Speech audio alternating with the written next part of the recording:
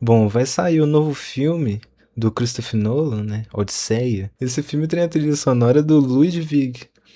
Esse nome, não vou tentar falar. Esse mesmo cara fez as trilhas sonoras do filme do Oppenheimer, Pecadores, Tenet, Pantera Negra, entre outros. E bom, saíram matérias dizendo que eles optaram em vetar as orquestras, não utilizar orquestras tradicionais para a trilha sonora do filme, alegando que não existiam orquestras naquela época em que o filme se passa, né? Há quase 3 mil anos atrás. Então, para criar uma ambientação, né, que fizesse com que o espectador se sentisse na Grécia Antiga, usaram alguns instrumentos gregos utilizados na época e outras alternativas para produzir os sons que remetessem àquele contexto histórico. Com certeza essas matérias servem para chamar atenção, né? Um marketing para o filme. A gente está falando de um filme de mais de 200 milhões de dólares. Eles querem vender esse filme. Querem que todos vejam. Então vão chamar atenção com qualquer coisa. Mas essa matéria sobre vetar o uso de orquestras nos dá uma abertura para a gente fazer uma análise bem legal sobre como nós produzimos e escutamos música. Não usar orquestras não significa que o filme busca uma fidelidade histórica, onde só são produzidos sons que existiam naquela época, como se você estivesse na Grécia Antiga. Até porque na produção tem um processo de mixagem, o som passa por um tratamento digital. E também, com certeza, usar os sintetizadores para ajudar na ambientação. E eu te alego aqui que não existiam computadores na Grécia Antiga, né?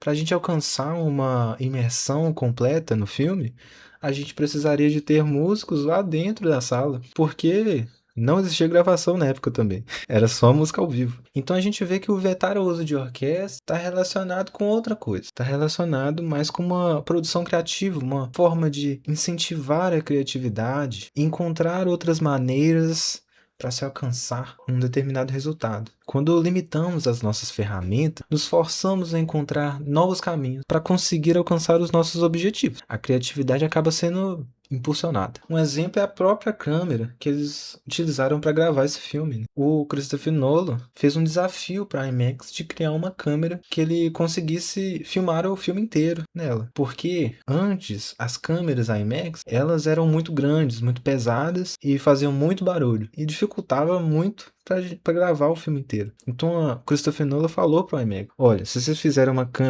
câmera boa, que eu consiga gravar tudo de um jeito mais fácil, eu gravo um filme inteiro com ela. A IMAX fez uma inovação. Ela criou uma câmera que é mais silenciosa, mais leve e ainda vem com um tipo de capa que faz um isolamento acústico nela, que ajuda a ser mais silenciosa ainda. Então, a gente pode afirmar aqui que a IMAX fez uma gambiarra. A gambiarra nada mais é do que a gente resolver problemas com ferramentas limitadas.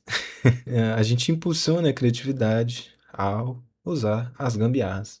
Não usar orquestras tradicionais vai forçar os criadores a encontrarem outros caminhos para alcançar os resultados. Entre os instrumentos usados na trilha sonora, a gente tem a lira grega, né, que é um instrumento que na mitologia ela foi criada por Hermes com um pedido de desculpas. Hermes roubou cabeça de gado de Apolo e aí, para se desculpar, ele criou um instrumento usando uma casca de tartaruga que foi coberta por uma pele de cabra, umas varas curvas para prender cordas feitas de tripa de animal. E essas cordas eram friccionadas ou dedilhadas, né? Então ele fabrica e cria esse instrumento e dá de presente para o Apolo, pedindo desculpa por ter roubado o seu gado. A lira também era usada como ferramenta educacional para os cidadãos, que aprendiam na juventude a cantar e se acompanhar na lira. Tinha um papel importante também nas festividades. O aulos, que na verdade não é um instrumento, são dois ao mesmo tempo. Duas flautas sendo tocadas juntas. É um instrumento de palheta. E também na trilha sonora foram usados diversos gongos, né? Aquele gongo que a gente automaticamente remete à Ásia, que é tocado.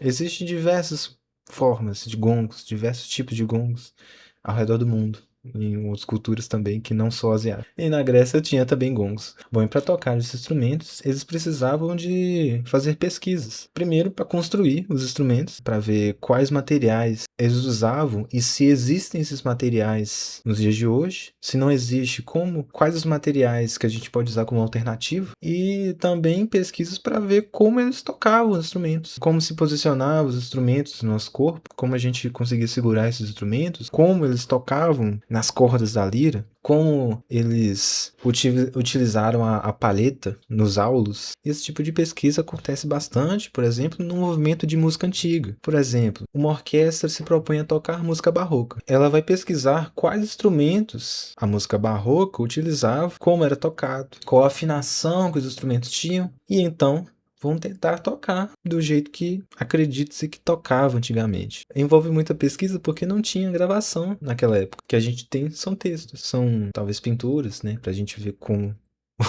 os instrumentos seguravam os instrumentos, mas enfim, essa orquestra de música barroca, por exemplo, em vez de usar um piano, vai utilizar um cravo. Porque piano não existia na época barroca. O instrumento de teclas que existia naquela época era o cravo. Metais não existiam naquela época, então não vão utilizar metais para a performance dessa música. Então acontece uma série de pesquisas para que a performance seja aproximada ao que acreditava-se, como era tocada na época. Eu quero te propor um exercício. Será que tem como escutarmos uma música e nos sentirmos como um grego há 3.000 anos atrás? Mesmo que os instrumentos sejam tocados do mesmo jeito, tivessem os mesmos materiais, os mesmos sons de antigamente, será que a gente conseguiria escutar a música como um grego escutava? Além das diferenças de interpretação, isso também tem relação à nossa escuta. Podemos entender que a nossa escuta é um ato criativo. Nós interpretamos o que escutamos. Os sons são apenas sons. Nós que damos os significados. A forma que a gente escuta música vai depender da cultura que estamos inseridos, da nossa trajetória, pois os significados que os sons trazem mudam de acordo com nossos contextos. Vamos supor que uma pessoa na infância escutava nas viagens de carro várias músicas, álbuns dos Beatles. Hoje, toda vez que Beatles for tocado, talvez aquela pessoa vai ser transportada para aquele momento ou aqueles sentimentos, aqueles significados que a música tem para ela. Vai lembrar dos pais, vai lembrar daquele momento que ela estava vivendo, daquela época. Significados que ela tem com os Beatles é diferente da minha, porque eu não escutei Beatles frequentemente na infância, não tenho uma relação. Eu não construí significados muito fortes com a banda Beatles, então não vão ser os mesmos significados. Beatles não tem o mesmo significado para mim de uma pessoa que passou a infância inteira escutando Beatles. E aí a gente pode parar para pensar assim: como que os gregos daquela época entendiam música? O que era música para os gregos? Música não era apenas sons. O pensamento musical não era delimitado aos sons como hoje. Assim como hoje existiam linhas de pensamento, mas o pensamento pitagórico, Pitágoras, que unia matemática, acústica, mas também expandia para astronomia e medicina, foi um pensamento bastante difundido. E a música estava relacionada com tudo isso. Era uma visão mais ampla. Música não era só cantar e tocar instrumento, também era relacionado com o teatro, com a poesia, com a dança. Mas, para a gente começar a entender música naquela época, um conceito bastante importante é o conceito de harmonia universal. No livro Estética Musical, tem uma passagem bastante interessante que fala: a harmonia só nasce dos contrários, porque a harmonia é a unificação de muitos termos mesclados e acordo de elementos discordantes. Então a harmonia fazia parte do universo. A harmonia dos astros, a harmonia da natureza, a harmonia da alma. E essa harmonia que existe no universo, nos astros, na natureza,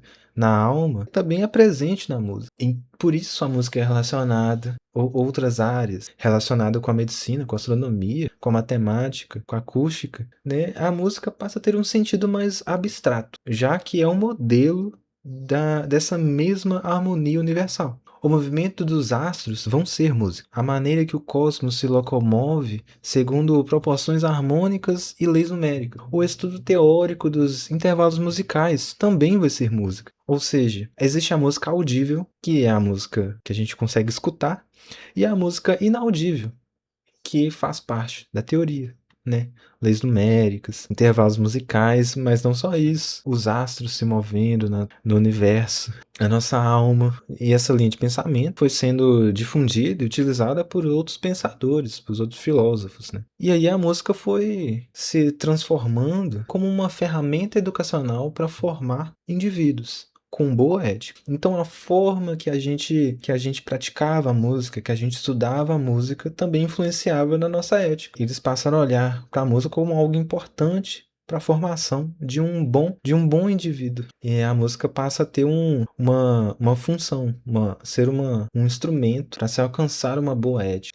A música vai influenciar na harmonia da alma. Como a música pode ser utilizada como ferramenta educacional, existia uma música honrada e uma música menos honrada. E claro, a gente tem a noção de que música não é apenas aquela praticada, o fazer artístico. A gente tem a música como teoria. A música inaudível, que a gente não escuta, era tida com mais valor do que a música como uma arte praticada.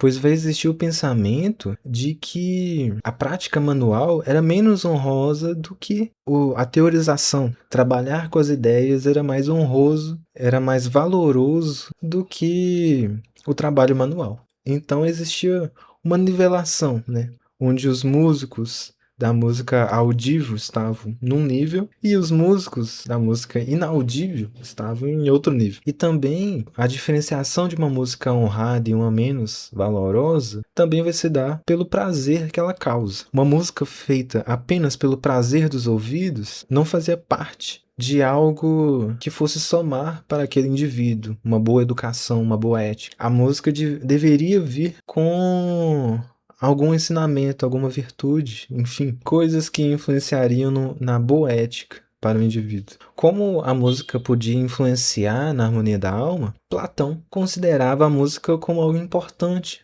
para debater. Então ele tinha várias considerações sobre como que ela deveria ser estudada e praticada a fim de proporcionar uma boa educação, por exemplo. As afinações dos instrumentos daquela época determinam quais escalas os músicos iriam usar, ou seja, os modos musicais. Para quem estudou música, vai lembrar dos modos gregos, e os modos gregos remontam a essa época.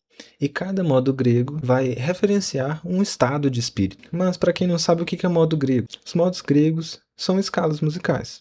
Vamos supor que a gente vai tocar apenas um determinado modo grego. A gente só pode usar um número limitado de notas para tocar aquele modo grego. Existe o modo dórico, existe o modo frígio, existe o modo jônio, existe o modo lídio e por aí vai. Mixolídio, eólio. E então, cada modo grego vai referenciar um estado de espírito. É a mesma discussão que nós temos hoje em falar que tons menores vão referenciar tristeza e tons maiores alegria. Isso não é uma regra humana, isso é algo construído culturalmente. Talvez vai ter uma cultura que não vai enxergar um acorde menor como algo triste, vai significar outra coisa. E os modos gregos tinham outras significações do que a gente vai encontrar hoje. Pelos modos gregos influenciarem nos estados de espírito das pessoas, tinham discussões falando quais modos que deveriam ser mantidos na educação. Por exemplo, Platão vai definir que alguns modos deveriam ser banidos. O lídio, que expressa tristeza, e o jônio, que leva a falta de ânimo, leva a indisposição. Já os que precisam ser encorajados é o dórico e o frígio. O dórico, ele reflete a coragem na batalha, vamos assim dizer. Mas aí, Aristóteles já vai achar que apenas o modo dórico deveria ser mantido na educação de jovens, pois é um modo mais ético. Então cada modo tinha um jeito de ser interpretado. É como se a harmonia, por exemplo, a harmonia do modo mixolídio inspirava prazeres carnais, os prazeres dos sentidos, ou seja, algo ruim. Há muitas linhas de pensamento que buscavam apenas coisas valorosas para o indivíduo, né? A boa ética, uma boa educação. E a gente pode ver como que cada cultura vai construir os seus significados com aqueles objetos. Por exemplo, o mixolídio inspirava prazeres carnais, os prazeres dos sentidos. Mas hoje, em 2026, se um brasileiro escutar uma harmonia em mixolídio, pode ser que escute a harmonia em mixolídio e remeta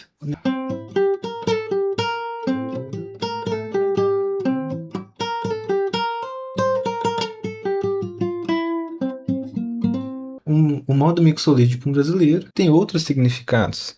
Em muitos gêneros musicais do Nordeste, se utiliza bastante do modo mixolídico. Esse modo vai ter outros significados, vai remeter a outras coisas. Depois a gente descobriu um pouco sobre como era o pensamento musical, como que os gregos da Grécia Antiga entendiam música, escutavam música, quais que eram os significados que a música trazia para eles. A gente vê que é meio complicado que uma produção audiovisual consiga nos fazer ter uma imersão definitiva, nos fazer sentir na Grécia Antiga. Porque para isso a gente precisaria de ser criado nos costumes, na cultura da Grécia Antiga, para aquele som remeter às coisas que remetiam para eles, a música ter os mesmos significados que tinham para eles. Não é apenas a afinação dos instrumentos que influencia na nossa imersão, não é apenas a maneira de tocar os instrumentos, os materiais que eles usam. A nossa escuta também faz parte desse processo, a maneira que escutamos música também faz parte desse processo, que é a produção musical. Com certeza, os produtores de Odisseia não almejavam que a gente realmente se transportasse por completo àquele contexto da Grécia Antiga. Mas, claro, apenas pela limitação das ferramentas, como o veto de orquestras, a gente consegue analisar como a gente escuta música, como a gente produz música. Eu tô gravando esse vídeo antes do lançamento do filme, eu tô bastante animado. Bom, se você gostou um pouco dessa conversa, dessa coisa de música não é apenas o que a gente entende como música, cada cultura vai ter uma definição de música, e às vezes alguma cultura nem vai ter a definição de música, porque música, o conceito de música nem existe. Bom, espero que tenha gostado. Se gostou, me fala aqui se vai assistir o filme ou se já assistiu o filme. Deixa um like e até a próxima.